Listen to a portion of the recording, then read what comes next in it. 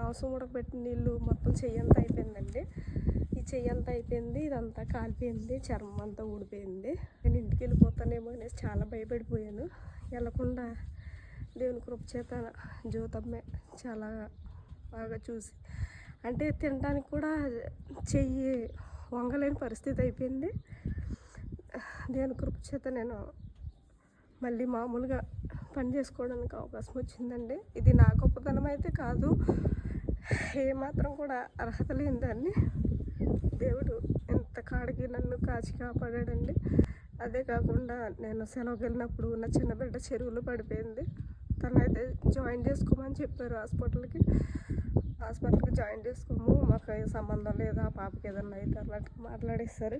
అయినా కూడా చాలా దేవుడు కృప చేత నేను సాక్షిగా నిలబడ్డానండి సన్నిధిలో.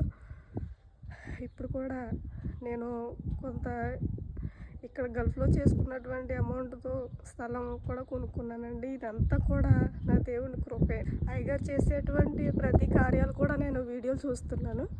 ప్రతి కార్యాలు విజయవాడలో అంతకుముందు జరిగినటువంటి ఘోరం అటువంటి పరిస్థితుల్లో వాళ్ళకి భోజనం సప్లై చేయడం, అలాంటి మంచి మంచి కార్యాలు చేయడం, ఆయన కార్యాలు ఎన్నో చూశాను నేను ఒక్కసారైనా ఈయన్ని దర్శించగలను అనేసి నేను రోజు అనుకుంటూ ఉండేదాన్ని వీడియోలు చూసి. ఈరోజు నాకు అవకాశం దేవుడే ఇచ్చాడండి. ఈ సహోదరి మస్కట్ దేశంలో సలాల్ ప్రాంతంలో గర్బేత్ దూరంగా ఉండే ప్రాంతంలో పనిచేస్తున్నారు. ఆ ఇల్లు కూడా చాలా దూరంగా ఒంటరిగా ఉండే ఇల్లు, అందులో పనిచేస్తున్నారు. పేరు జ్యోత్స్న. మరి భారతదేశంలో గణపవరం దగ్గర పాందువా ప్రాంతానికి చెందినటువంటి సహోదరి ఇక్కడికి వచ్చి పనిచేస్తున్నారు. ఆ బిడ్డను దర్శించి ఆ బిడ్డ కొరకు ప్రార్థించడానికి దేవుడు కృపనిచ్చారు. మరి ఆ బిడ్డను బహుగా దీవించులాగున మీరందరూ ప్రార్థించండి. దేవుడు మిమ్మల్ని కూడా బహుగా దీవించి ఆశీర్వదించునుగాక.